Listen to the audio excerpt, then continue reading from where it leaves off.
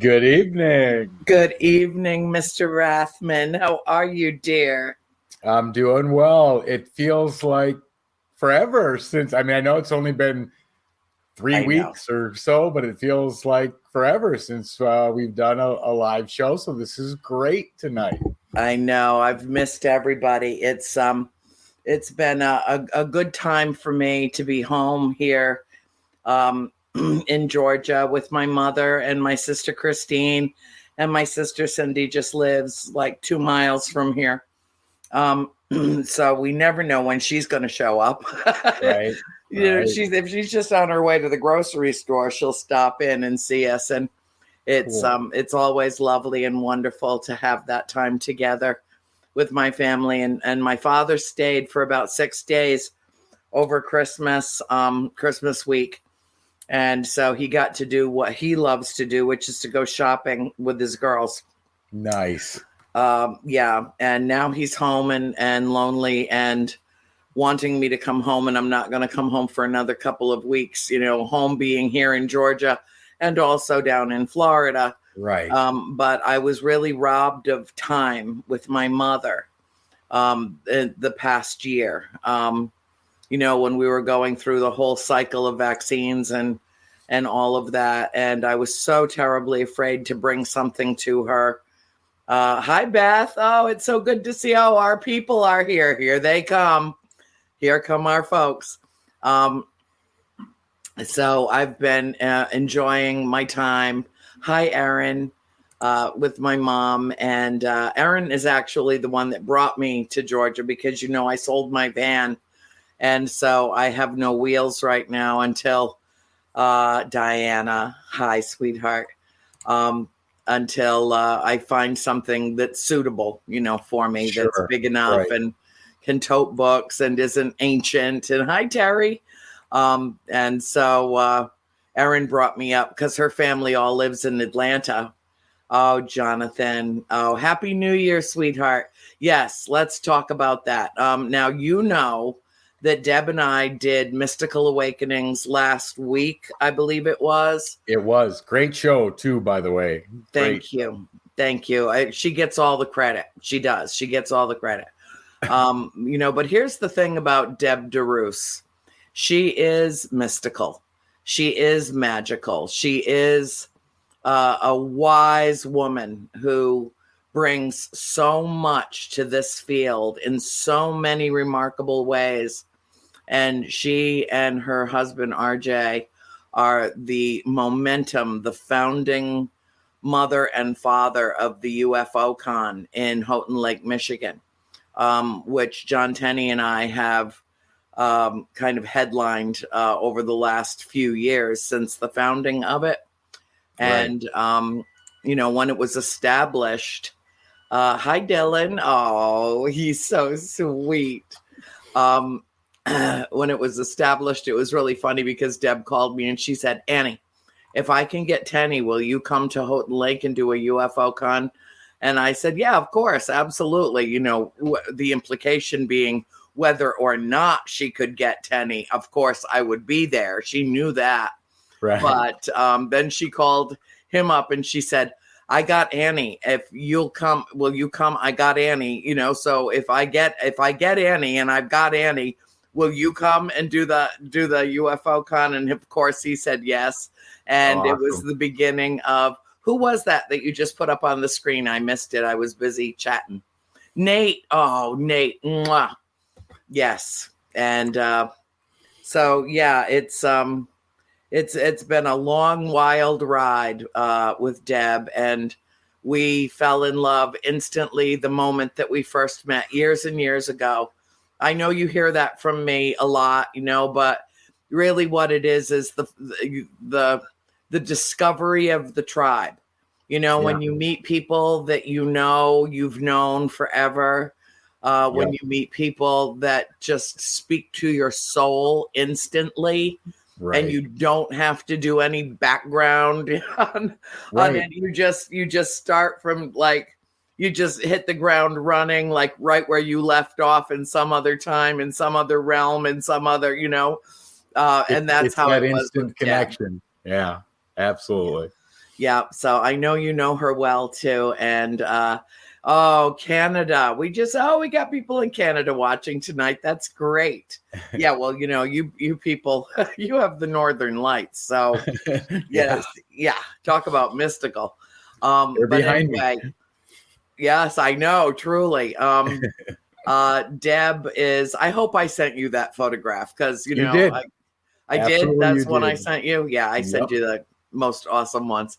But Deb has so much to contribute. And when she kindly asked me to join her on Mystical Awakenings for her last show of the year, we began a conversation which we're going to kind of pick up on tonight, which is why the show tonight is called Continuing the Conversation.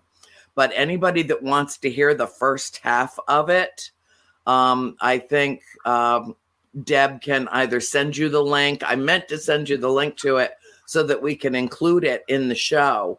But otherwise, I'll make sure to attach it, I'll afterwards. Find it and post it in the comments once I can take a look. Okay, that sounds great. So you had a good holiday, honey, with the family?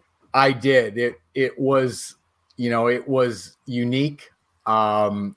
Cherie did a fantastic job, put all these New Year's games together. We had strange balloons that we had to pop that could have had anything in them, from cash to flour to water. And, it was just a ton of fun. We stayed home, obviously, this year. We got to spend it with our kids, and it was just very enjoyable. Very enjoyable. Wonderful. That's wonderful, sweetheart. I'm so glad. Well, without further ado, let us continue the conversation. And Tony, do feel free.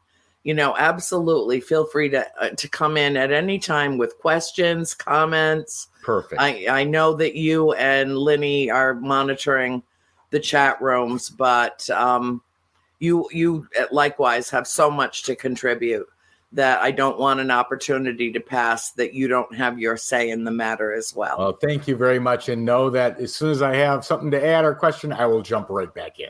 Wonderful. I love you, darling. Love you too. All right, here comes Deb. Hi, Andrea. There's my girl. So good to be here. Oh, it's so wonderful to welcome you to A World Awakening, and the perfect choice for us to kick off 2022. I agree. We ended 2021 together. Let's bring this year in together too. Yes. A little more awakening for people, right? A little bit more. Well, I was just doing, Sheena Metal just premiered her show tonight on KGRA, and I was her first guest. So this is my second time back on the network tonight. Oh, dear. And we were talking about,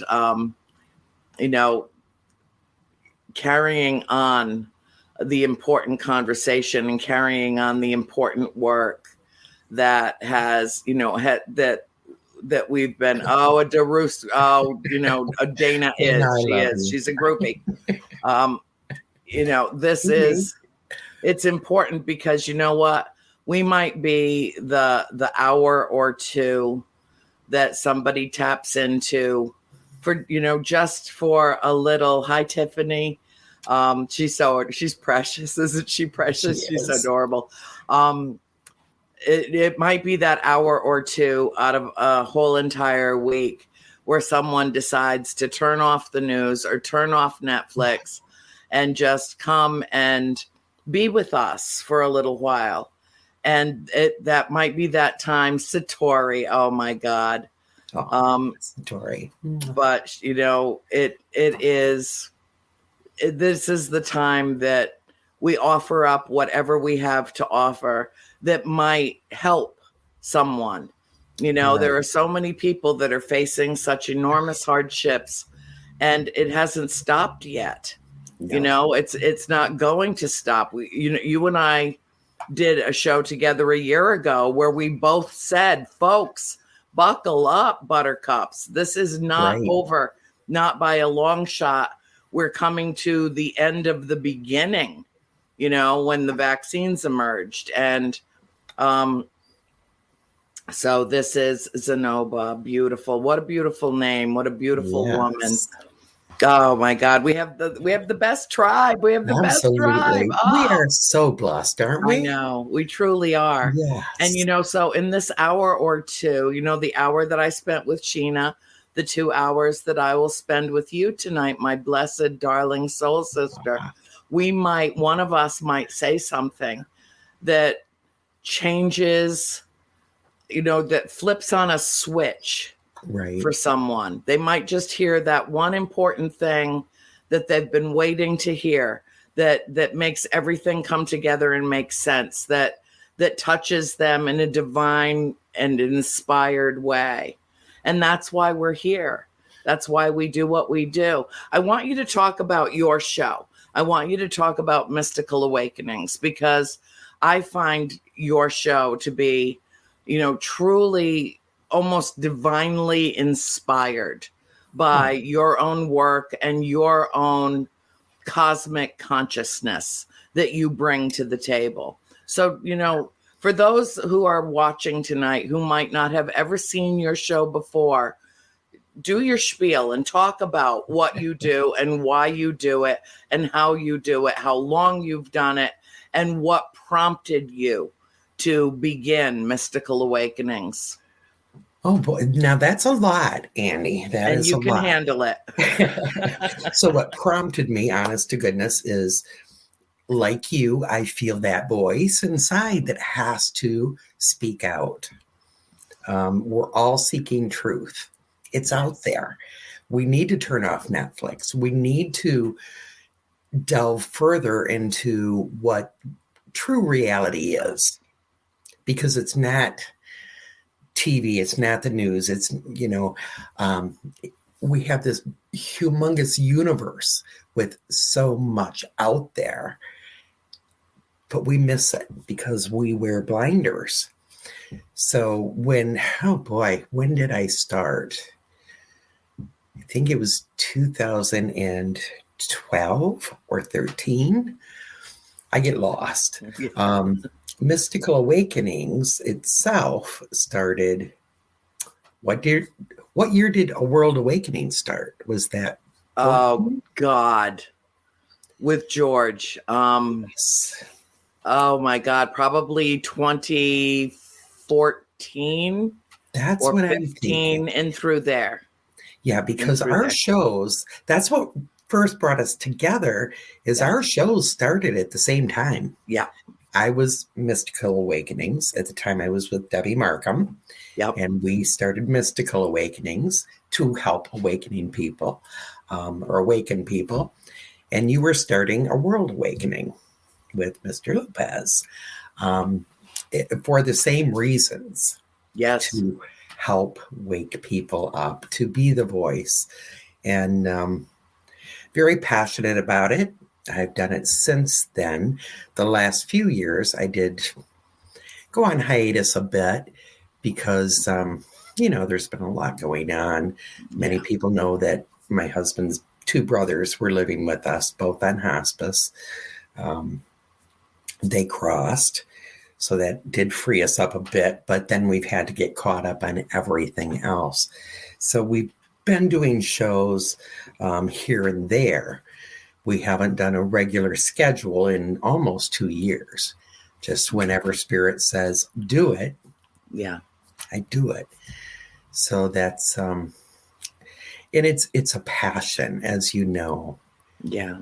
To be able to get our truth out there and seek the truth from others as well, because there isn't one golden truth. There's many that come together. And that's what we need. That's what the whole world needs to wake up to, is no single person can get it on their own. We need one another. We're designed to unite. So that's what we do, is we help. I hope, that's my hope and prayer, is we help to unite and awaken and get information out there that maybe some people are either not aware of, or if they're aware, afraid to be out with it. Yes. So that is, that's the basis of mystical awakenings. I have recently, in the past year, started using StreamYard. Mm-hmm. It's a great tool. It is. I think that people respond even better when they can get that visual, see your face, Yes. see the emotion behind the words that they hear on radio. Yeah. So it's, technology is a great tool. It really is. And as it progresses, I know many times, thank God the web didn't go down when COVID struck. I know. And everyone had to turn to it for everything. And it just held steady. Yes. Thank God for this technology. Yeah. Wasn't it incredible how many people went live on Facebook? And people who had never done anything like that before, all of a sudden they're live because, I think everybody felt separated and just needed that connection. Yeah, I know. Facebook cops a lot of grief. And, frankly, it should. There are a lot of issues with Facebook and, they trying to monetize everything and they don't care whether or not there's any truth attached to it or not, as long as somebody's paying their rubles, to put it out. And so a lot of people have left it because philosophically they think, I can't be a part of something that does damage, to humanity. But I kind of flipped that coin and I said, well, I'm going to use it for my own purposes. Mm-hmm. I have a tremendous following. I have 5 Facebook pages and I'm not just going to disappear off of it and not engage with these people because I think that Facebook has problems. Everything has problems. And if we're going to, as what did Aaron say, you both awaken, unite, and most importantly, teach those of us on the path. You both bring joy to an often too dark world. Thank you, Aaron. Thank you, Aaron. Both of us very much appreciate that, yes, honey. We do. And we do it. We are pure of heart and we do it with purpose and reason. And, Facebook for me is a way to connect and communicate. I can decide what I will and will not participate in. I can decide what I will and will not read. I am the decider when it comes to its usage. Mm-hmm. And so I think that considering it is and has been for a very long time, the official home of the paranormal community worldwide and where we're all connected, then why don't we just use it for good? And that's what we do. Yeah. If you look at it honestly, technology as a whole can be good, bad, and ugly. Mm-hmm. Anything on the web can be good, bad, or ugly. And we have to take control. We have to choose what we'll allow and participate in, as you said. Yeah. I happen to, most of the time, love Facebook because there is a wide connection there. We can talk to people around the world. Yeah. We have friends on the other side of the planet. Yeah, on do. Facebook. I know. Every time I do this show, I'm so amazed because I go back through the comments on Facebook and on YouTube and Linny, who's monitoring, Tony monitors half, Lynn monitors the other half. And we get messages from literally all over the world. We have people who are having breakfast in Australia right now that are watching this show. Yeah. It's, thank you, Misty. It is inspiring to me that we can be so far and so close simultaneously. We have several followers that are new to us since we joined KGRA, quite a few actually, from India, Pakistan, all the countries of Western Europe, and we had a lot of these people. We brought these people with us to KGRA. This Tony and I have fostered a following just doing our little show. Yes, but you have. then moving it to, hi, Lenny. There's my girl. She's, oh my God. Did you see what she's got for her biopic? It's a bottle of Coca-Cola. Okay. And what does that inspire in me? What does that, okay. Remember, let's go back a few decades, Deb. All right. Remember all the hippies standing on the top of the mountain? Remember? I'd like to teach the world to sing in perfect harmony. Oh, Donna Marie is from Ireland. Mwah. Kissing the Blarney Stone. Oh, yes. Oh, yes. That's wonderful. I love Ireland. I know. And it's a way for us to bring the world together. Even if it's just a few of us, even if it's just, collectively a handful of people compared to, the billions that are on the planet, it still does good. And I truly believe it raises the vibration as a whole. It helps to heal the whole by raising the frequency, by literally uplifting, the vibrational field of the world by putting out happiness and joy and goodness and hope. And how did we leave our last conversation? You remember? I have to be honest, I don't. Okay, well, I do. And what I remember is that even though, well, I know, God, a week can feel like a year, and, it can. But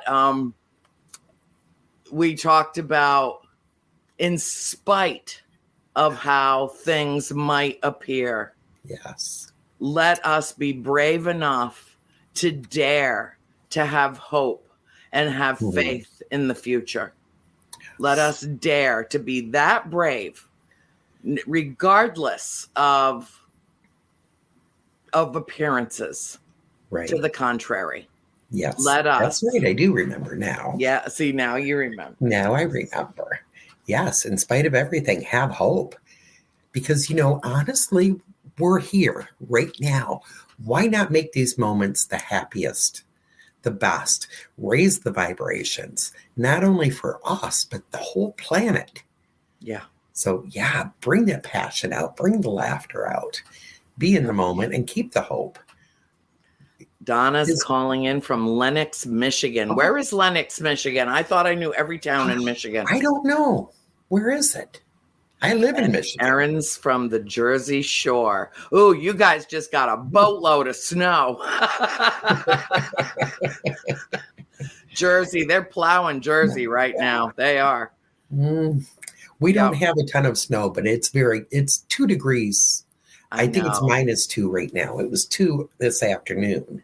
I know. I woke up this morning just bitching up a storm because it was 24 degrees here in Georgia. And I'm like, and then of course my father calls and he says, I'm sitting out on the terrace. It's 74, a little chilly, which makes me, of course, want to slap him through the phone, but we have not developed that technology yet. Right. So dear. Let's talk about my favorite event of the year. And that no reflection on Ken DaCosta and Ocean State Paracon. Dylan's watching from Arizona. Why? Because that's where Dylan lives.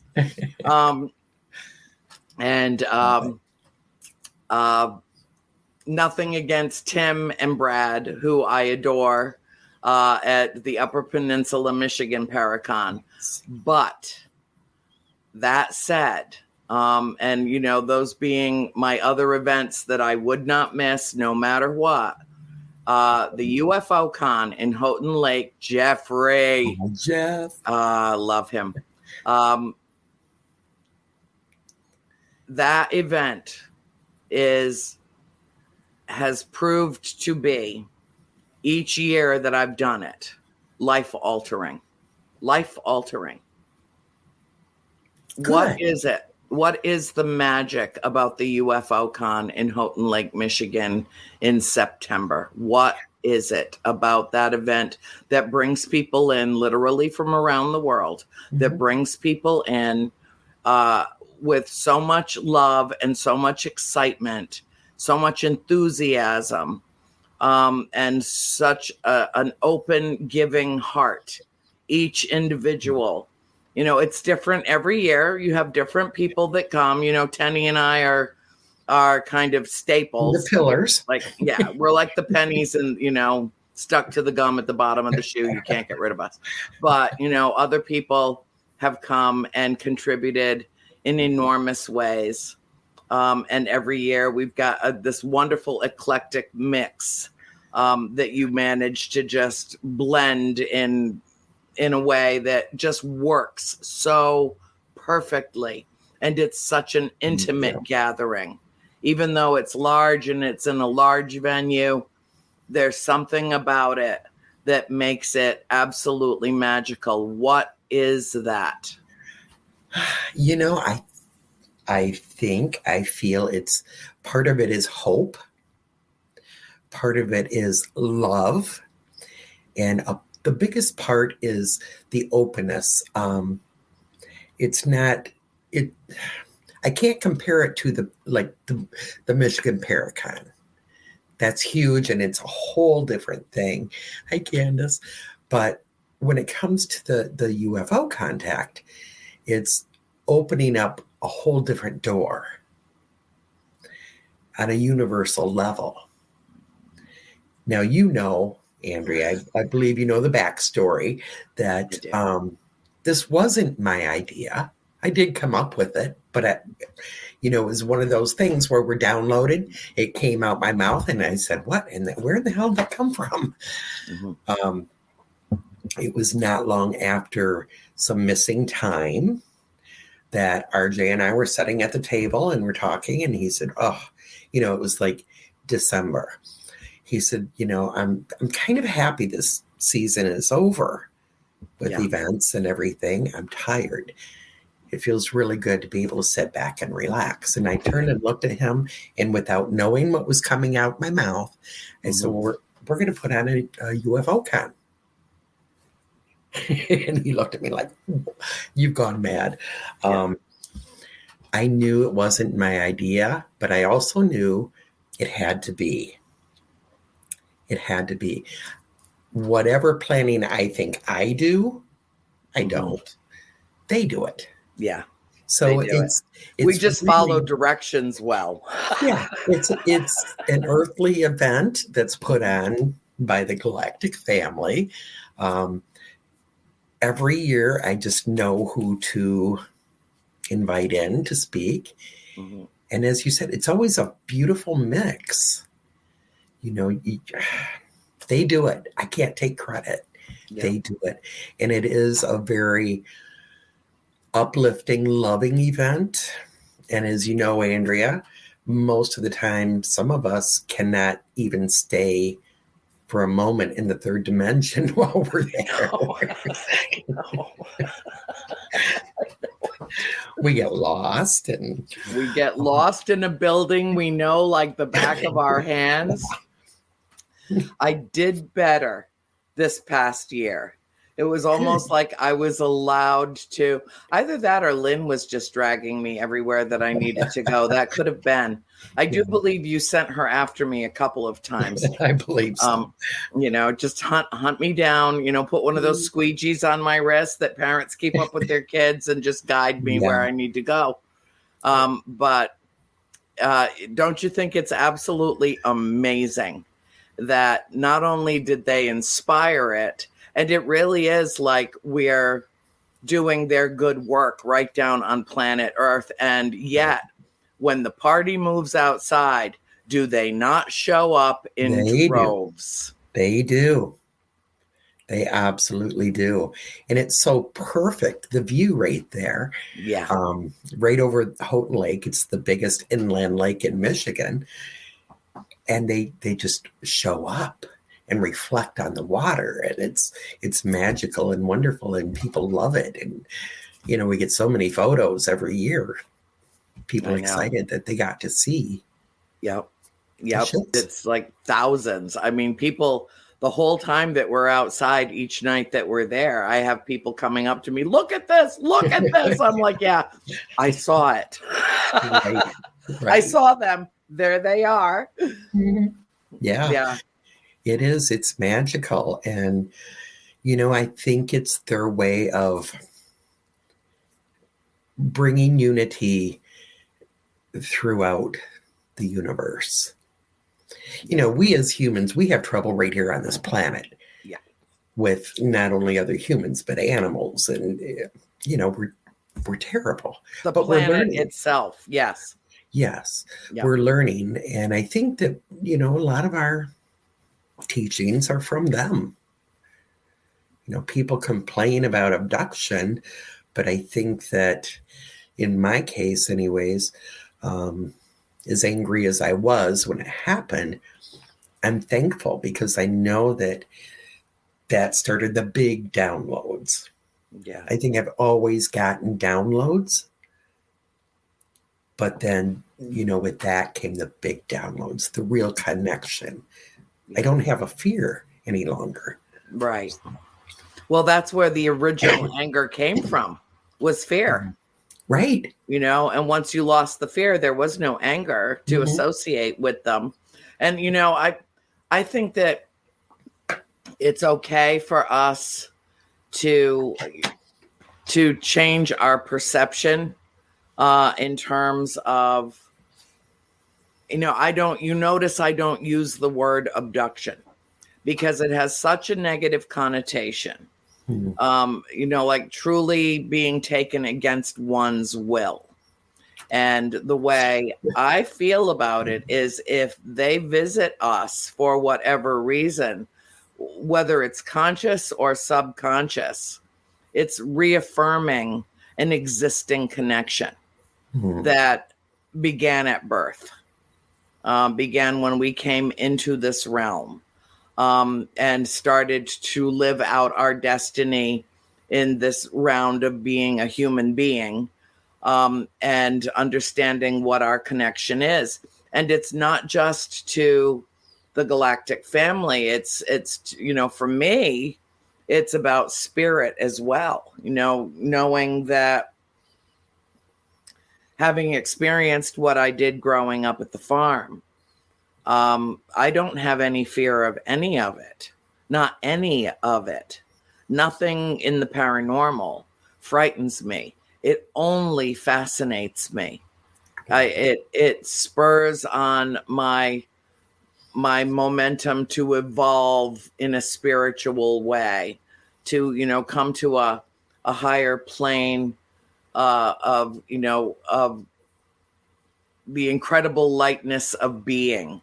And the ecstasy of understanding that we are part of a great and massive whole that we cannot even conceptualize, but that we exist as part of. Which to me, what's more mystical than that? What's more extraordinary than that? Absolutely. And that's why I talk so much about... when is the event this year, Deb? Tell Keith. Keith Hi, would like Keith. to come. I love Keith. It's September 23rd and 24th. And yes, we expect to see you there. Yes, we do. It's worth the drive from anywhere, including Hawaii. Although, there might be some sinking involved. I don't think of it in terms of abduction. I think of it in terms of visitation. Some people are prepared for it. Some people are not. Some people, it reawakens memories of earlier incidents or episodes. Some people swear it's their first time and they don't ever want it to happen again. They know all they want to know. That's it. We're done. Everybody has a different reaction to it. But why don't you talk about your first visitation? Oh, well, in 2016, when I first had the big experience, I honestly thought that was my first visitation. And Boy, did that wake me up. I have to say, before that happened, hi, Cody. Yes. Sweet kid, sweet. I was a believer. I thought, this stuff probably exists. Now I'm definitely a knower. My mind really opened up, and I realized so many things that had happened throughout my life. I mean, going all the way back to when I was very young. Mm-hmm. That's what it was. It was contact. I had missing time off and on throughout my whole life. Yeah. I remember when I think I was 3, seeing a very tall being at the end of my bed, tall, slim, long hands. And I remember I screamed out. My mom came into the room and it was gone. And she said, honey, it's okay. It was probably a ghost, but they're not going to hurt you. So I accepted that. It was probably a ghost. It wasn't. I now know. I now recognize what that was. And it never happened again quite like that. And I think it was because it scared me. Mm-hmm. So from that time on, it was more, I would have erased memory or just know that there was something there that wasn't human spirit. Yeah. So, yeah. Yeah, and, well, Jolene can relate. She says, I think of it like priming the pump. Mm-hmm. When these interludes begin in early childhood, I had what I call my first conscious contact when I was 13 at the farm. And I credit the spirits with prying wide open my third eye so that I could actually have an experience that was based in the 5th dimension, because I had already stepped into the 4th dimension. And, I could be right or wrong about that. I don't know. It's sheer speculation on my part. I don't speak with any authority on the issue. It's just my perception of it. But I know I had previous contact. Mm-hmm. That's what woke me up to, oh yeah. Okay. This is okay. How did I already know about this? I was seeing something. I didn't have a well-developed depth perception at the time. I was just a kid. Had just turned 13.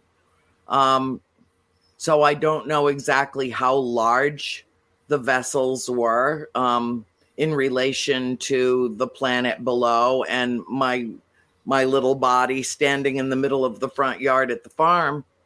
But I do know that I felt every human emotion except fear.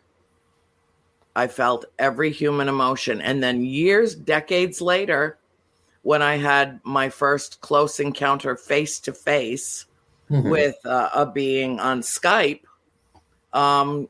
again, it triggered every single emotion except fear. I had no fear of him.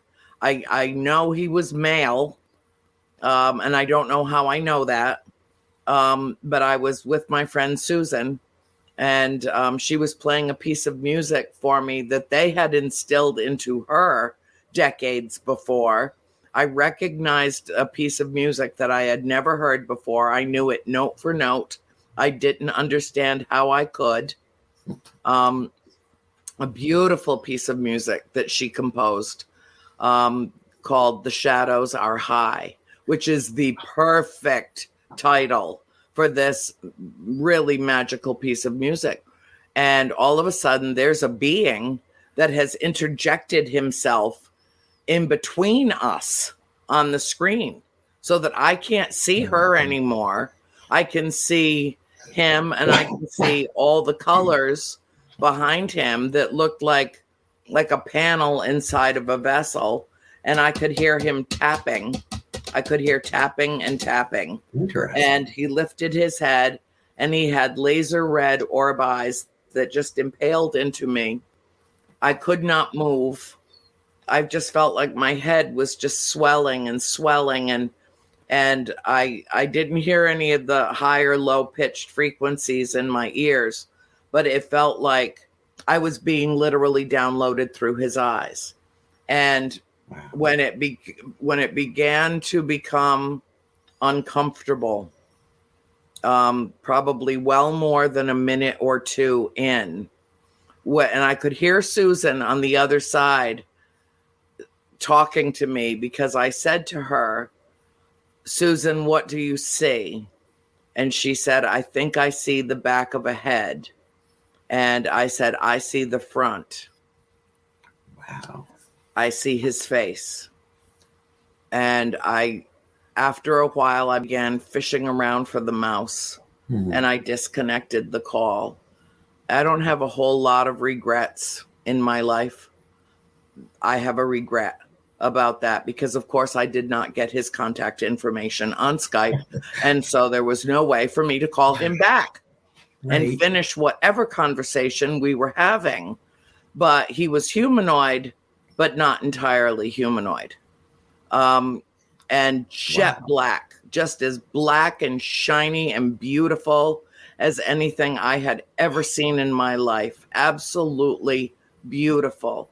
His face was in the shape of a smooth egg, no protruding chin, barely a nose, lips, and those two laser red orb eyes.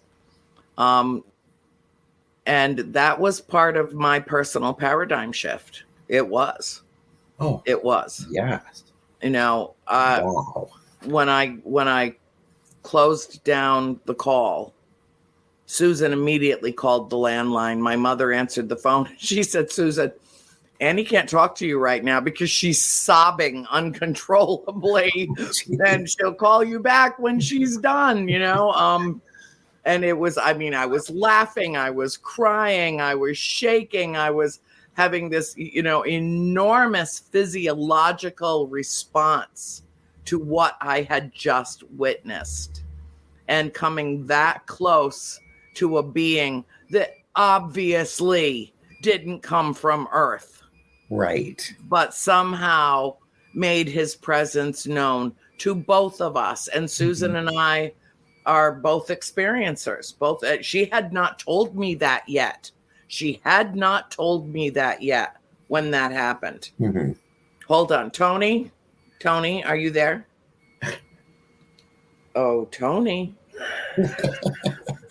If he's off eating a bowl of Life cereal, so help me God. Oh, I love Life cereal. I know, me too. I had a bowl this morning for breakfast. All right. Hold that thought for a minute, because Sam has to go out again. I don't know why. All right. Hold that thought for just a moment. Talk amongst yourself. Okay. We will hold that thought. All right. And I have to say that I feel, and Andrea's going to want to hear this, that this can be recreated. If they made contact, or whoever this was made contact once, they can do it again. So I know we need to work on that and recreate this, give them that avenue. Yeah. You know, you sing them in, you call them in. I do. So why not do that with a computer in front of you? I know. And if you're, there he is. Sorry, I stepped away from Tony. It's too late. I had to get up and open the friggin' door for the dogs, for the wild pack of dogs, all two of them.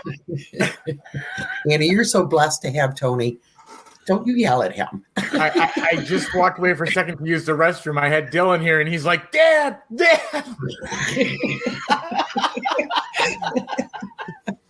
Well, it was a restroom issue I was dealing with here, too. Because apparently these two got overfed tonight because Mom and Christine were the ones that fed them. And I think Mom fed them first, and then Christine gave them a whole second dinner. And so there might be some trekking in and out during the evening. That happens. Oh, God.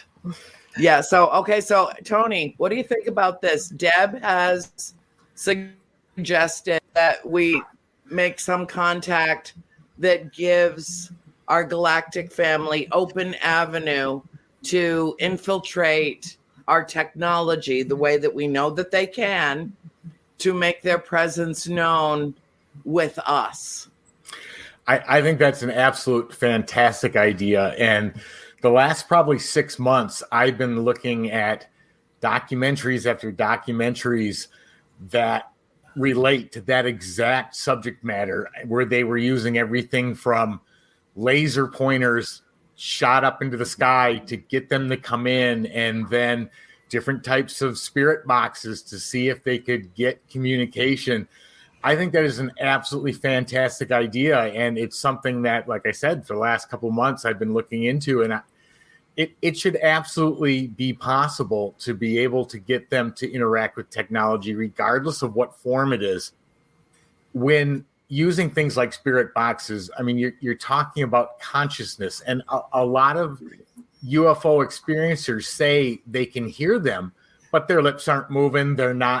They don't look like they're talking, but yet they're receiving this message. Right. If they've got that ability with consciousness, there isn't a piece of equipment out there that couldn't be used. So I think that's an excellent idea. Yeah. Well, what I think that I'll do is invite Susan on as a guest, and we'll download her extraordinary piece of music, Tony, and we'll play that, because that seemed to be the conduit. That seemed to be what, oh my God, Bill's mind would be completely blown. Can you imagine our KGRA big guy? He would freak out. Okay, tonight on KGRA, live from the cosmos. How cool would that be, though? And, you know, what could happen and what could come through could literally just be absolutely astounding and groundbreaking. And you know, there isn't a better group to try to do that than right here. So I love the idea. Yep. Okay, well, we'll definitely do that. We definitely will. Oh, my God. That would be phenomenal. Yes, I know. I have no doubt. I mean, I've seen you in action. You can sing them in. I've tried it. There's a difference, though. You know, I tell people I'm pretty okay at being a medium. That's my strong point. Don't ask me to sing. You know, we're all born with abilities. Some people can sing really well. I can't, but I can do some other things. But you can sing them in. You can bring them in. Playing that song would be so perfect. Yeah. I think we should do it as an experiment. Mm-hmm. Not that I'm toying with them, because I never would. I mean, my reverence for them and respect is so deep and so pure, and they are so cherished that really I'm thinking in terms of only let's open a broader conversation where other people can actually witness this happen. Right. And you were right. You know, there's usually anytime we have types of experiences, it's telepathic communication. It is. Who's better to be a voice for them? They can telepathically talk right through you. Yeah, they do. But they do that with you too. And I mean, that's really where, you know, the culmination of the messages you're receiving, the downloads, the information that you're getting, the culmination of that so far has been the origination of the UFO Contact. And I love the name of it, because contact is really what happens, is really what occurs while we're there. And it is not just life altering for me and for you and, you know, for the principal participants. It's life altering for everyone who attends. Right. I think so too. And it's bringing the worlds together. Yeah. Everything that we do is bringing the worlds together. And boy, do we need that right now. Oh boy, if we ever needed it right now more than anything. Listen to them. Oh, wild animals. They're out there, rah, rah, rah, rah, at nothing. There's nothing.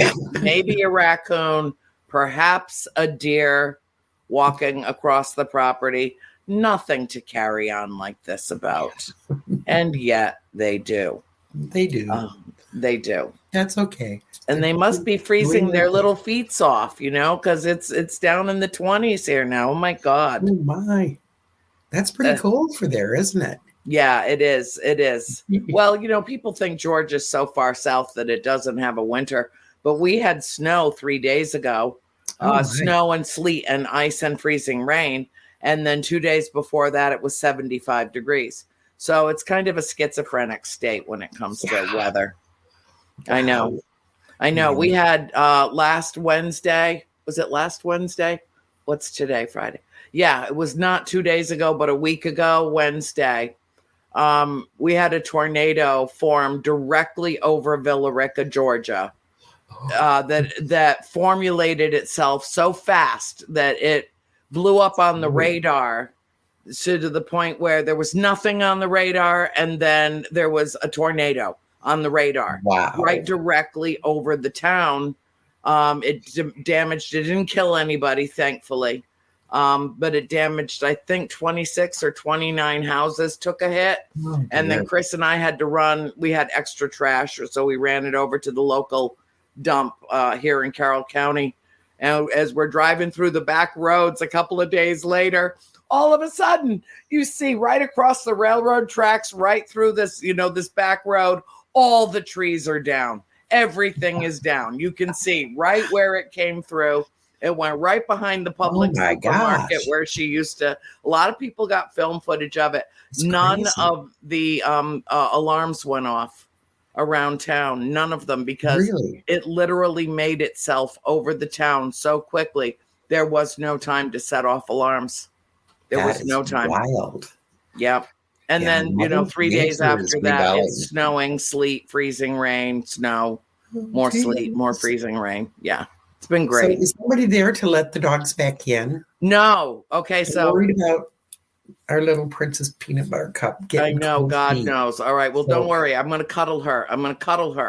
So I'm going to bring her onto the show because, she's part of A World Awakening. Oh, she has her own fan page on Facebook now.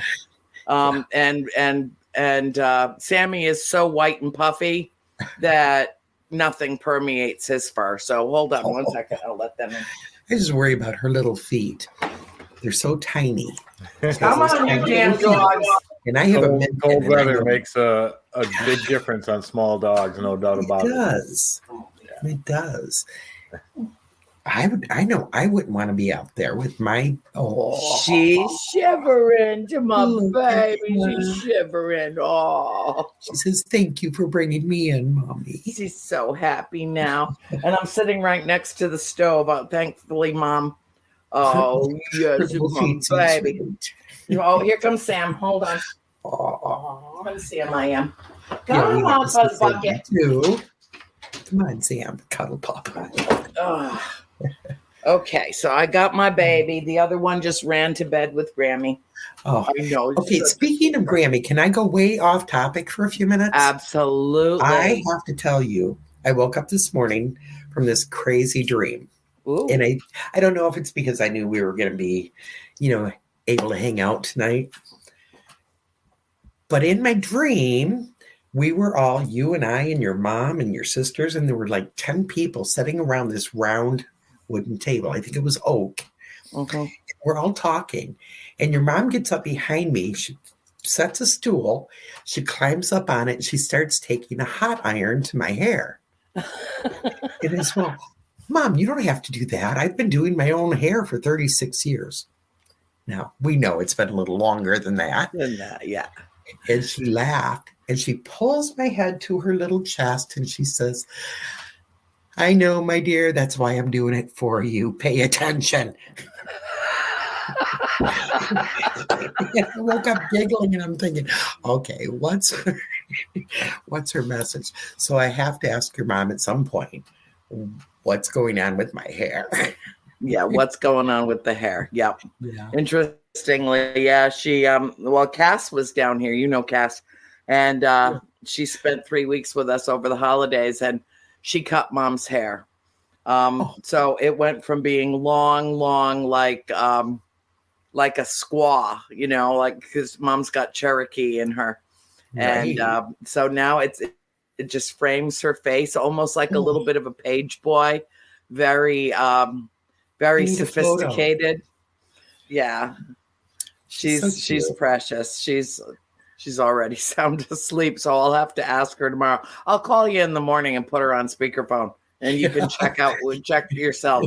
But I think there's some astral projection that's involved here some way, somehow. There has to be. And I'll tell you, the way she just pulled me to her chest and she's patting my face. I know, dear. That's why I'm doing this for you. Now, let me show you how to do it. Yeah. And she was so sweet. She doesn't even bother. Yep. Yeah. Don't know why, but I had to share that. So, well, she took a hairbrush to my hair today because it's kind of dried out from the stove and everything. And so she put some oil in the brush and then she pulled my hair all back. And I'm sitting here sweating because I'm sitting next to the stove, even though it's burned down. It's still quite warm. And so she ran the hairbrush through my hair and she says, "You look like Maude." Like, if I hear that one more time in my life, one more time, because I met that woman, okay? I met that woman, and I don't look anything like her. Oh, I think she is gorgeous. I was always a big Maude fan. I love Maude. Always a big Maude fan. Yes. More a fan of her attitude than anything. Oh, yeah. She didn't take any shit. From anyone at any time. No. I know. She's a great actress. We've lost all of our Golden Girls now. We just lost Betty White. Isn't that unreal? I know. But, everybody was so sad. And I'm sad too. She's a legend and an amazing woman. But 99. I mean, does it really get better than that? She was 3 weeks away from being 100 years old. Yeah. And I really feel she absolutely picked the time. Yeah. New Year's Eve. Yeah. Yeah. Good for her. Good for her. She's out there having a great time now. Yep. And she left her entire estate to her animals and the care of her animals and the caring of animals that have been abandoned. What a wonderful woman. And then today we lost Sidney Poitier, who was, a great, in terms of, he was not only an absolutely extraordinary actor, but I really feel like the greatest contribution that Sidney Poitier made to society as a whole is his long-standing, decades-long work in civil rights. Yeah. He was at the March on Washington with Dr. King, and he worked with Harry Belafonte. He worked with, so many. He inspired Oprah when she was 10 years old to be something more than her circumstances might have dictated otherwise. Really, really, Betsy, I know it's a loss. We feel it. But he was 94 years old. I was going to ask you, were you as shocked as I was that he's 94 years old? Yeah. Well, the man just didn't appear to age. Man. Oh, no. And he was so handsome and so strong. Elegant. Stood for it. Yes. Yeah. Yes. The epitome of grace and elegance, a total, complete class act. Everything about him was just, and so, you and I have talked about this, and let's talk about this. They are in spirit now. Yeah. These icons of our, the best of America, and that we all felt like they were members of our family. The morning after we lost Betty White, Cass and Chris and I got up and dialed up Lake Placid so we could hear that great old lady swear like a sailor. What a great role that was for her. Absolutely fantastic role for her. She stole that film, stole it. Yeah. And to celebrate her, but I just don't feel like there's a veil. I just don't. I feel like they're still with us. Their vessel died. Their vessel said, no more, long enough. I'm breaking down here, and it's time for the essence of who they are to move on. And some do, most do, some don't. But I to this day, I will always say that to be touched by spirit it's a blessing, not a curse. It is a gift to just know of the existence of the other side of existence.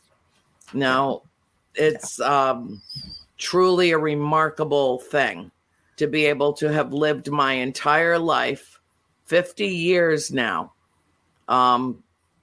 50 years since I've known without a doubt, referring back to you believing versus knowing. Right. Known without a doubt that we are not alone in the universe. Known without a doubt that there is something beyond our mortal existence. And so for me, the two principal questions, the two most important questions that human beings can ask were answered for me half a century ago. Yeah. It's allowed me to live in an entirely different way. How do you feel about that? Knowing what you've known as long as you've known it. Right. How do you feel that it has altered the trajectory of your life? Well, as you know, I was born into mediumship. So, that I've always had that knowing. Does life go on? Absolutely. The galactic family, I didn't always have that knowing until 2016 and realized it's been with me forever. But I feel it's very freeing. It's a wonderful feeling to know without a shadow of a doubt that this is not it. We are not it. There's universes out there and there's life out there. And do these humans and other beings continue and go on? Absolutely. There's no doubt in my mind. And to me, it's a beautiful feeling, because I also feel, Annie, I don't know if you do, that we go back and forth in a spiritual, as a spiritual being, we take on different life forms when we come back, reincarnate, whatever. And I don't feel like all of those lifetimes are right here on this planet. I feel that we have lived in other bodies beyond this planet. And that's why we connect so well. Yeah. And why, when you see that or sense that being is near you, it's a comfortable feeling. I'm sure people out there are going, oh my God, she is like so insane. And that's okay. I am, but no, nothing but insane about you. It's nothing really about any of us, that explore this field and explore our inner intuition and our inner gifts. I think that it's, I've always maintained that the vast amount of communication between human beings is telepathic in nature. That language is almost, given its position by default, so that we can actually hear each other and communicate to more than one person at a time. But the first time that I ever looked at you, I recognized you. The first time that we ever met, I embraced you immediately. Immediately. It was like, there's my long lost sister. Where the hell have you been? And why did it take so long for us to reconnect? And you said, I need that nail polish. Go to your room and get it for me, as we're hugging. Yeah, it was like hugging a family member who I haven't seen in a long time. Yeah. That's the connection, the family connection. So, do we have past lives together? Absolutely. Do we have past lives off this planet together? Most likely. Most likely. I would not be surprised. I know. I think it's highly plausible. It's certainly plausible and highly probable. Right. That we go back so far back that we can't even really wrap our heads around it. No. And I've talked about the oppressive nature of living in 3D, in this realm, in this world at this time. And a while ago, and I have my moments. I have my moments where I'm like, get me the fuck out of here. What is going on here? I don't belong here. There was some clerical error made somewhere. I know I didn't ask to come here. I did not agree to this. I have those moments. But for the most part, I do find it absolutely fascinating. And I was doing a thing with people from all over the world a few weeks ago.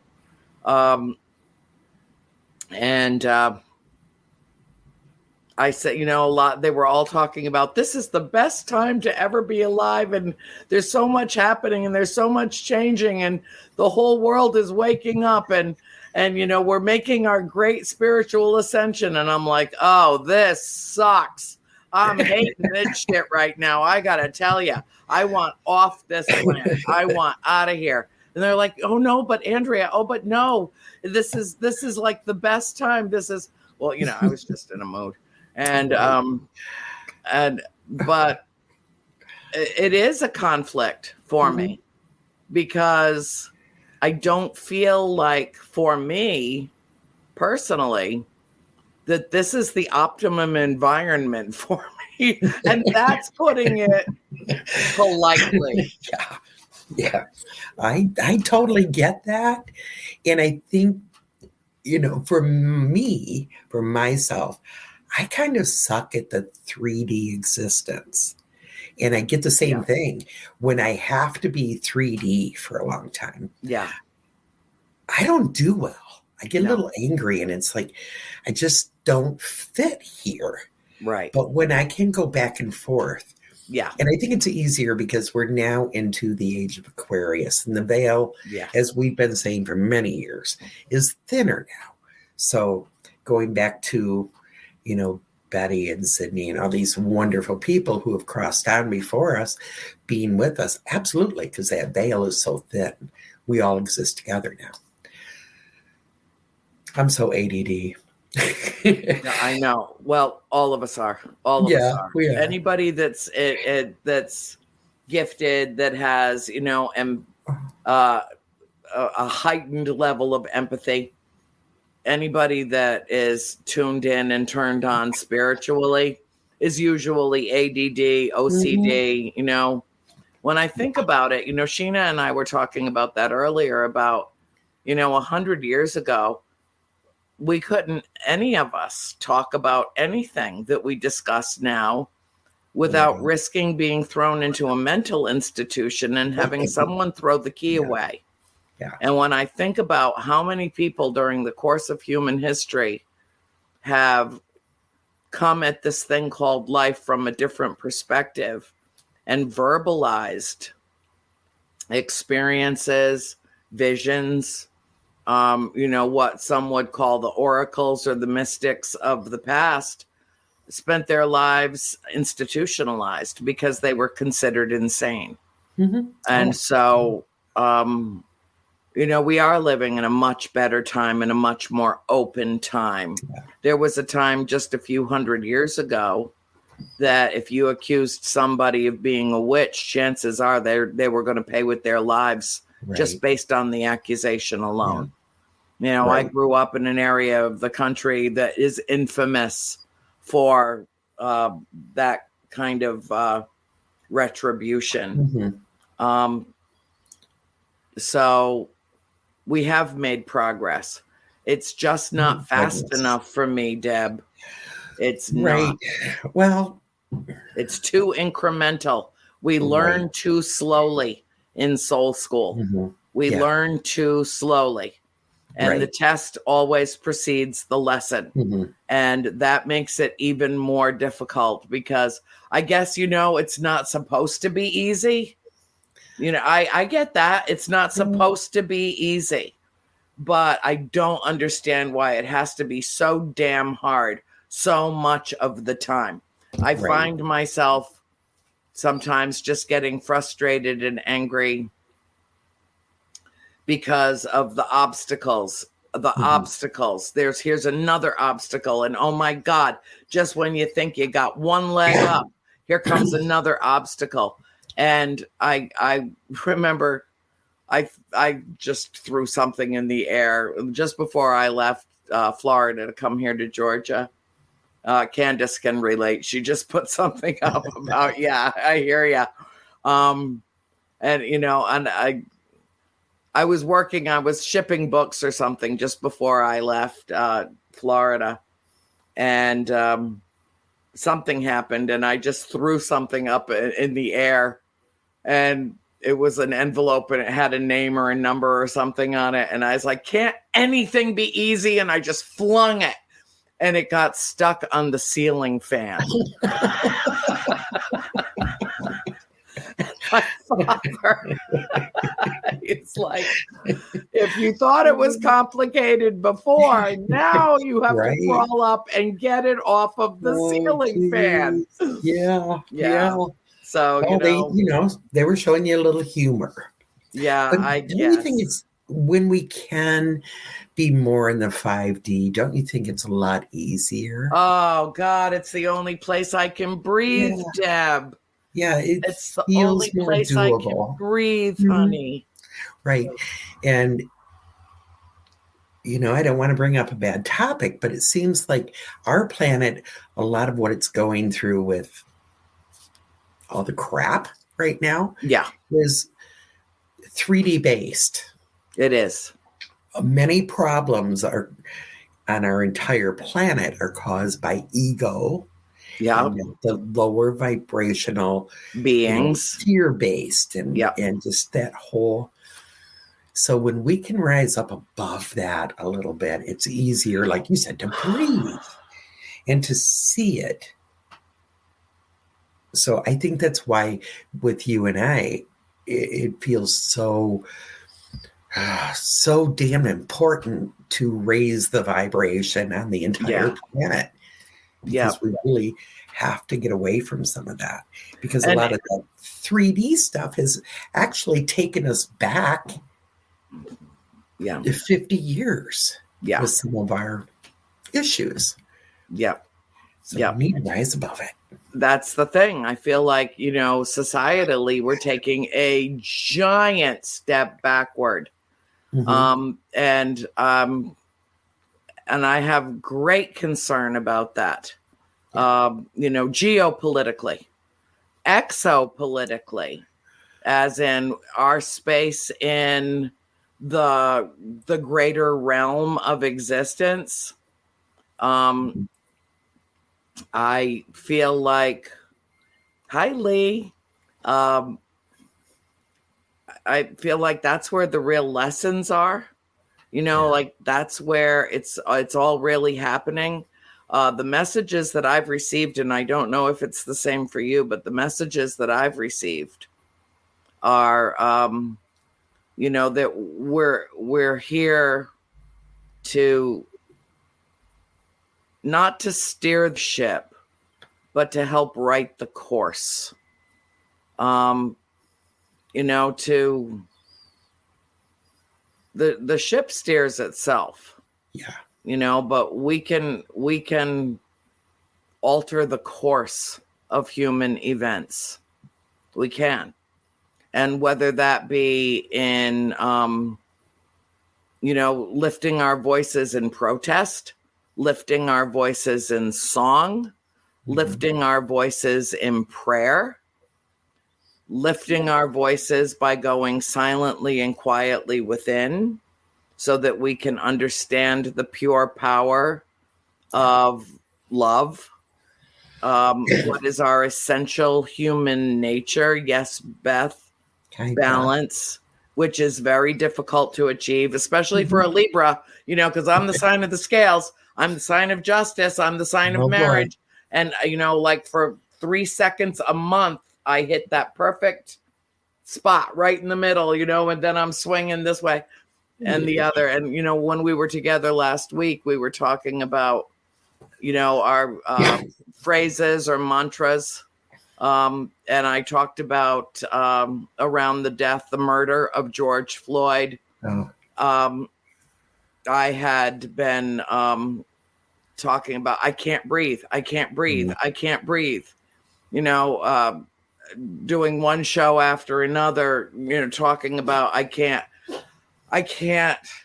quite. And what I was really saying is, I don't fit here. I'm not working out in this 3D mode. This is not working for me.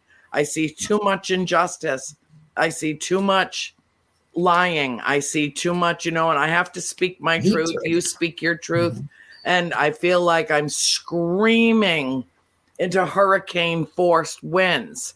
And when I said that to Paula Harris, I said, I don't think anyone hears me. And she said, they hear you. They hear you. They know what you're doing. You're doing their good work right down here on planet Earth, reaching more people than you think you are.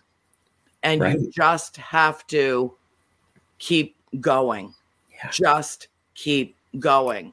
And find a way to settle and breathe.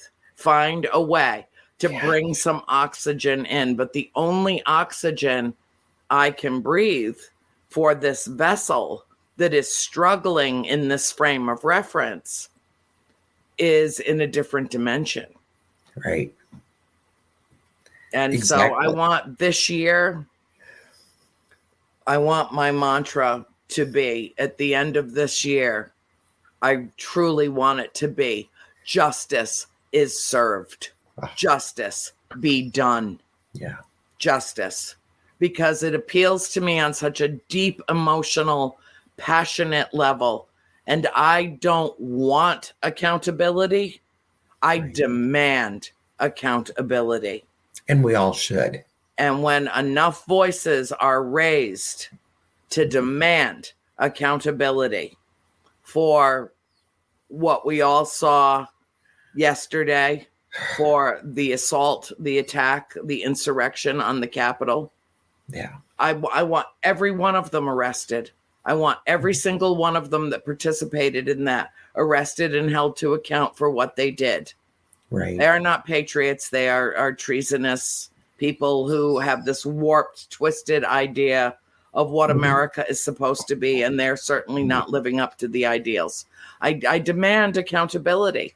And I'm anxious because it's not happening fast enough for me. Right. It's just not. And nothing in the judicial system, it grinds like a gear that is grinding the corn one kernel at a time. And it's very frustrating. And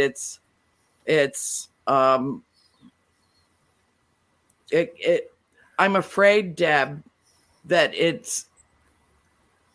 I'm paying too close attention and that it's lowering my vibration because I'm paying too much attention. Right. But I can't not pay attention. So it's catch-22 for me. And as Beth said earlier, balance. And honestly, that's what I have been working on so hard because I feel the same way.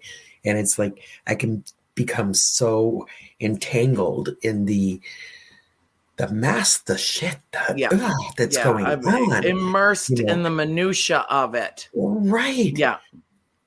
That I can't see. Yeah. But I can't not know. So there's that internal conflict. So yeah. I can't not know. That's why we have to pull back a little bit. We still have to stay in the know. We need to know, what is going on. But for me, I've had to pull myself away a little bit from some of it. I'm trying to find that balance. I'm really trying to find that balance because if I'm angry, what's that putting out there?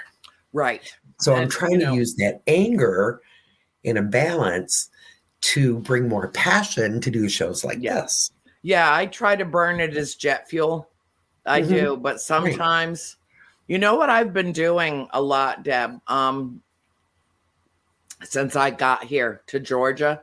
Well, first of all, Mom and Christine have 2 acres and about 45 trees on 2 acres. So it's lovely. And all different kinds of trees with all different kinds of leaves. And when I got here, there was about I would say anywhere from 6 to 8 inches deep of leaves all over the property. You could not see a blade of grass, not a single blade of grass. And so when I got here, the weather was, pretty nice. And then Cass came down from Michigan and she's like, "Oh, this is great." Yeah. I said, God. Came from the frozen tundra. So I put a rake in her hands. And we started raking and burning leaves and raking and burning leaves.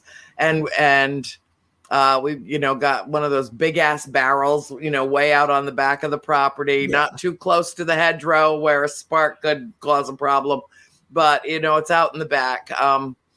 And I've just been working and working every day, unless it's pouring rain or snow or sleet. I go out. And I've just been raking and working in the yard for hours every day. And not only has it made my muscles hard as rock, I dare any other 63-year-old woman to present the muscles that I have got. I'm telling you, bring it. I love it. I will arm wrestle you. Let's see, okay, who's got it. Yeah. But the swirling smoke, there's something about the burning of the organic materials, whether it's pine cones or pine straw, or whether it's the leaves from the tulip tree, or if it's the water oak. There's just, I know, Alexia, it's just same here. It's intoxicating. And I find that as I'm watching this smoke just swirl up into the ether, and well contained. I haven't burned any of my hair off this year. I did a couple of years ago. Remember when I did that? Oh, yeah. And the eyebrows were gone and the whole 9 yards. I'm carefully doing what I'm doing. It gives me an escape. It's kind of a liberating thing to be outside, away from the computer, away from the phone, away from that constant contact that you and I both live in, that constant contact with others, which I mostly, for the most part, I love. Erin called today and we were all on the phone for quite a while today, Mom and Chris and Erin and myself, and having a great conversation. And that was wonderful. But I find that here there's an escape for me out on this property that feels truly ethereal. Truly ethereal. I will be out in the moment and look into the bamboo forest, which is right behind the house. It's like an acre back. Yes, Desiree, everyone does. It's a requirement. I want to come visit now. Yes. I mean, it is necessary for us to reconnect with nature. It and is. I can just be out there watching the smoke rise and look over into the bamboo forest and see a fawn walking through, or a cluster of, all of a sudden, the cardinals are all here. We've got like 6 mated pair of cardinals that are suddenly here again. They weren't here last week, but they're here now. And they came with the snow, interestingly. They're just beautiful. And we've got a dovecote not far away. And when they release the doves every day, they come to freeloaders. They are wicked freeloaders, let me tell you. Or just watching a grouse run through, or a bunny. I mean, there's so much wildlife around on this property that I can just be standing there quietly watching the leaves go up in smoke. And by the way, you can see almost every leaf of grass on this property right now. That's how much work we got done in the last 3 weeks. Wow. And just be connected, to just be connected with nature. I know that that's a lot of the reason why you chose the venue that you did for the UFO Con, so that we have that connection with that beautiful place on that beautiful lake. Yeah. But, ultimately, that's just a form of healthy escapism, don't you think? Right. Yeah. And it's funny because you think of, that's so earth-based and so third dimensional. But when you're connecting with nature and you're connecting with animals and, I always feel the ancestors. To me, that's not third dimensional. No. To me, that is also fifth dimensional, but it's in a whole different way. It's connecting with our Earth Mother while allowing us to not have to exist in the third dimension.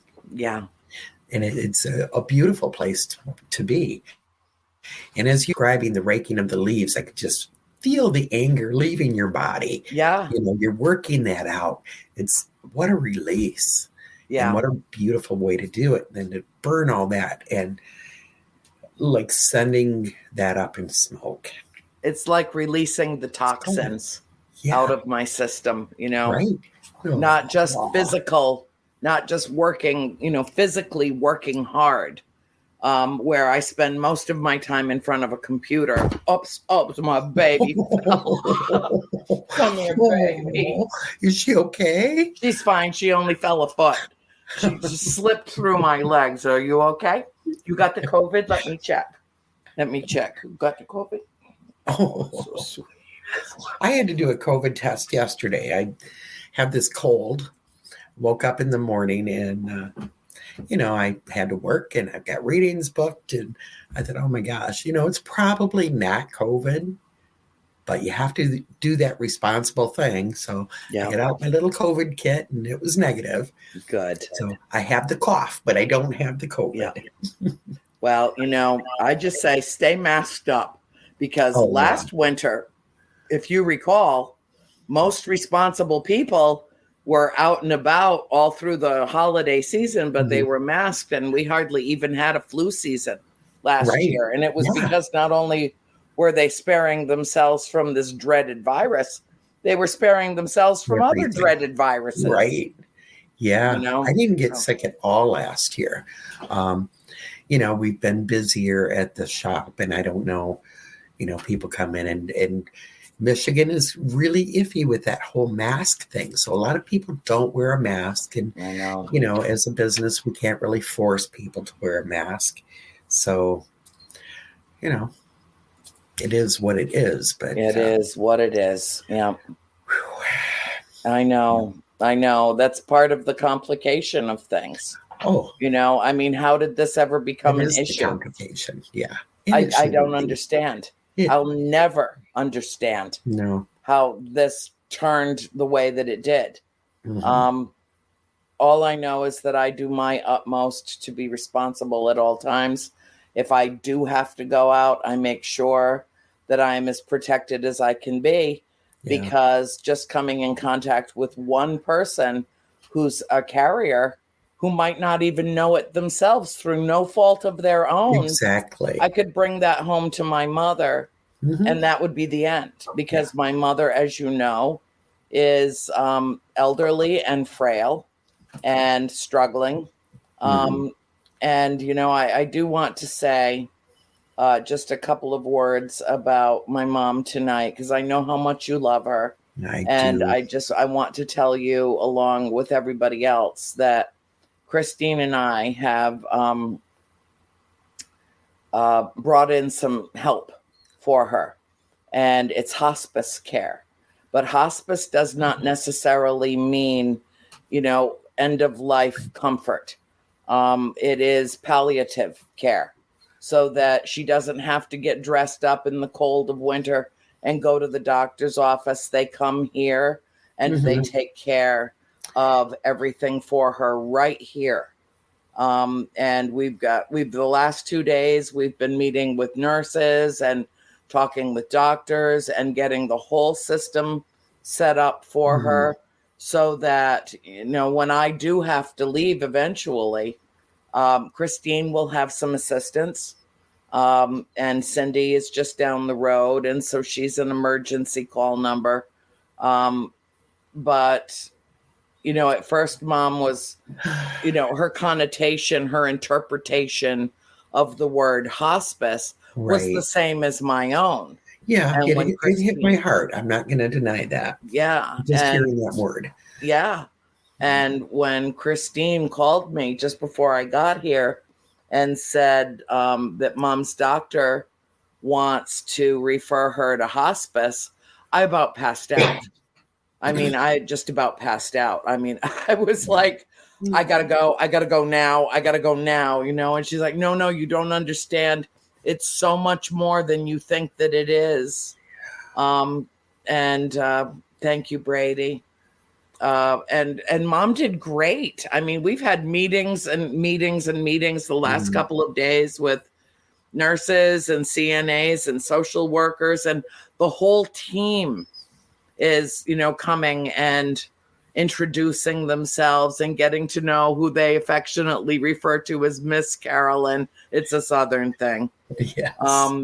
Wonderful women, absolutely wonderful women who have devoted their lives, just like our mutual friend, Julie Kappeler, who was a hospice nurse for years and years and years. Yeah.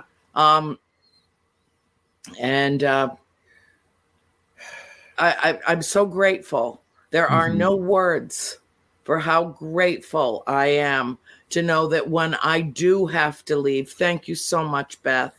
Yeah. When I do have to go, when I do have to get back out on the road, I don't have my first event until the end of February, so I can be here for a while, but Dad needs me to, because he just had eye surgery just before Christmas. And we have follow-up eye surgery and procedures and stuff coming toward the end of the month. So I'm trying to, again, the word balance, to balance my mother and my father, and, to bring, our whole family was together over Christmas. It was the most splendid holiday. Wonderful. Mom and Dad were so kind and good and gracious to each other.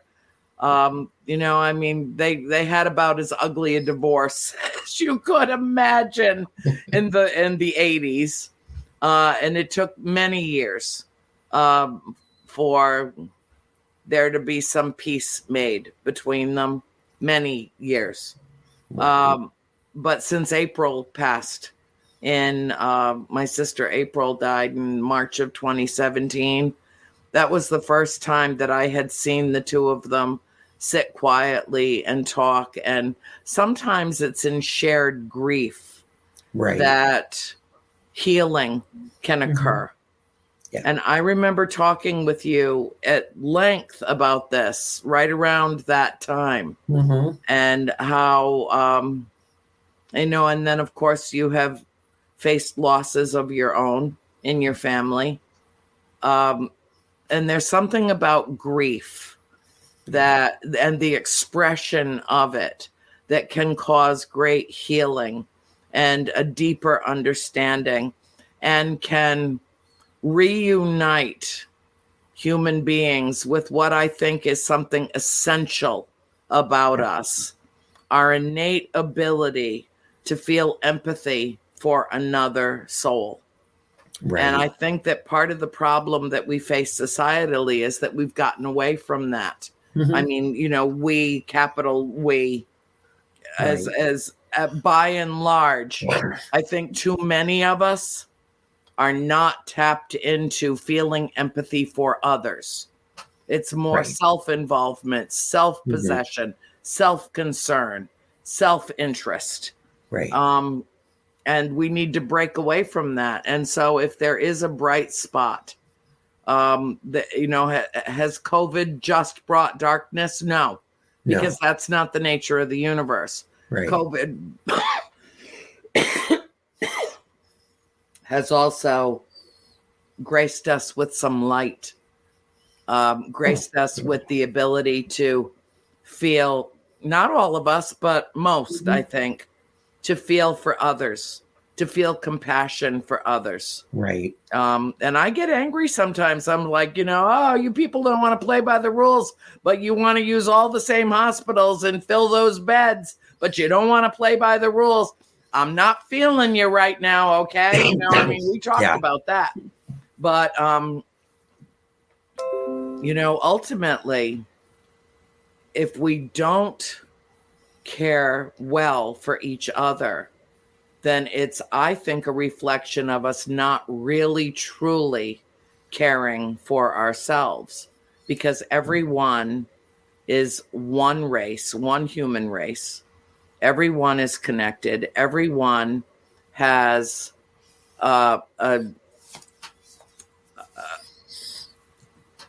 we are each a thread in the common tapestry of life on planet Earth. Yeah. Each one of and us. Beyond. And beyond. Yeah. We're all a part of that collective consciousness. We're all intertwined. We are all one. And that's why it's so important to what we're doing is so important. I think so too. Just bringing that unity and raising vibrations and awakening people. And, I'm not saying that we're always 1000% right most of the time, but at least our voices are out there, and that's what we need from the world. But I want to say, Annie, that hi, Tony. Tony has something to say. I love it. Well, not to interrupt, but I just wanted to add that, the fact that, Deb, you did the mystical awakenings, and Andrea, you started the world awakening. I mean, both of you at the same time were set, right? Same, similar awakenings name. You two were both set to do this. And when you look through the comments tonight, I mean, there are tons of them, and they're all saying the same thing, that you've helped them, that you've taught them things. And I mean, comment after comment, I could never post them all. And we have it coming in from 8 different channels, so there's no way I can post them all. But what you were talking about, that the fact that the 3D world, when you're out in nature, has an impact, different but similar. I mean, there's some effects that push you into the 4D or the 5D. Well, I wanted to come in at that point, but the fact is that we are a spiritual being, probably part of the 4D and 5D on a regular basis, but we are here on Earth, trapped in this 3D human body and experiencing life only through our 5 senses. That's probably why that side of us reflects, and our attitudes change, and our emotions change when we do spend that time in nature, whether it be raking leaves, burning the leaves, walking in the woods. But, there are so many things that you guys have talked about tonight that I just think were incredible. And the fact that, all the problems within the 3D world, well, 99.9 of them are caused by us as people who don't respect ourselves, right? The others that are here, or even the world that we live in, because we're the only species that will destroy each other and the planet that we live in. So major concerns. And, your messages will hopefully impact enough people to make that vibrational change and make this planet a better place to live. Oh, from your lips to God's ears, Tony. Jeez, I love you, really, Tony. Thank you. So true. But everything you covered tonight just fits so well into, the terrible things that are done to people, to the planet, to animals. I mean, to everything. And it's all us. None of them do that to us. It is just our species. And, you wonder why the extraterrestrials aren't probably coming to help, or they're probably gone, well, until you guys get yourself together, you're on your own. Well, I think they are helping. But the way that they're helping is by giving us a deeper, richer understanding of our connectivity, just by simply making their presence known to enough of us at once that it is a grand awakening in terms of our cosmic connection, and all of us tapping into the unified field of consciousness simultaneously. So I think that's part of it's kind of a passive aggressive kind of help. Like, I don't know, Deb, I don't know if you think of it the same way. There's a skull on your drink. I just thought I would tell you. Go figure. Just thought I would tell you. But it is kind of a passive aggressive thing, Tony. I think of it that way. I mean, when they come in en masse over Houghton Lake, it's not that they come when I call them. They're already there. They just decide that they make their presence known to those of us that have gathered together to deliberately make conscious contact. And so that's their responses. You want to know us? Okay, here we are. So it's not like they're hiding, and it's not like they're not participating, but they leave the decision making to us. And again, it's the whole chicken and the egg thing. We have to peck our way out of our own little 3D eggshell so that we can see the broader, greater universe outside of it and the reality of our existence, which is not inside the little shell. It's outside the shell. But it's so much easier for so many to just live in their little 3D world, you know, because it's contained, because it makes sense on some sick, twisted level. It's what they know. It's all they know. It's what they know. They don't want to know more. And so it's very easy to just stay there and be there. And so I guess what each one of us is doing with our unique vision, our own shows, you know, Tony, you've been with KGRA now for well over a year. Our show, World Awakening, is relatively new. We're going to be talking to Deb about, you know, it's time to, you know, and because of this natural, you know, and beautiful evolution of these messages going out, you know, burgeoning in a different way, reaching a new audience, reaching a larger audience, reaching, you know, our reaching around the world in a way that we haven't before, is doing some good. And I feel like they're facilitating that in the same way that they facilitated the UFO contact.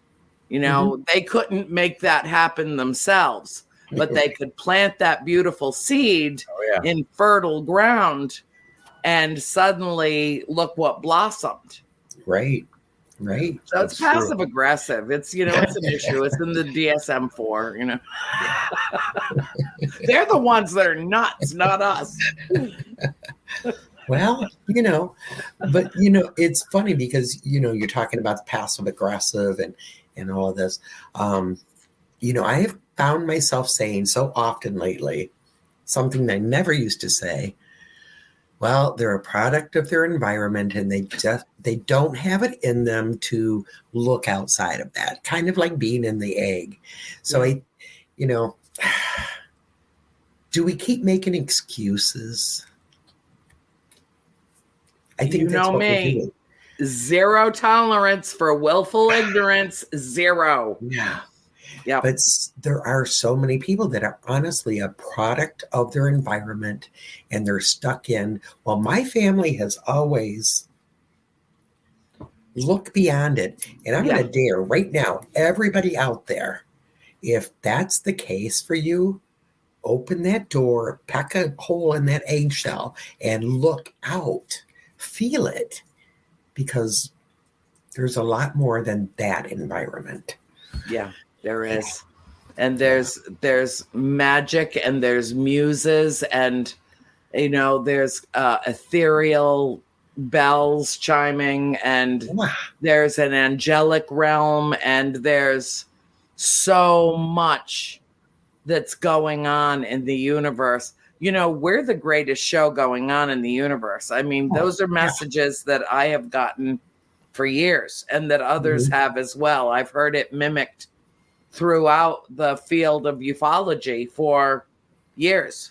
Right. That we're being told to just open our ears, open our third eye, open our minds, open up ourselves to the possibilities which exist in a limitless, expanding universe.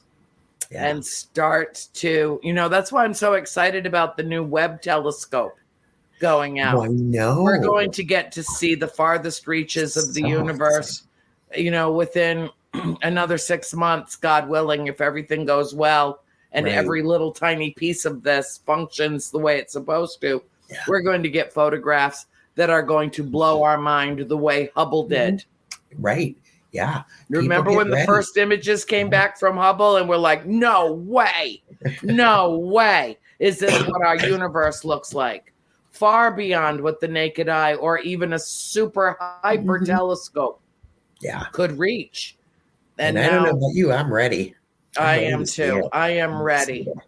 I know. I get chills just thinking about it. I mean, this is a way for us to connect in a way that is so profound that it might make some people feel very small and insignificant.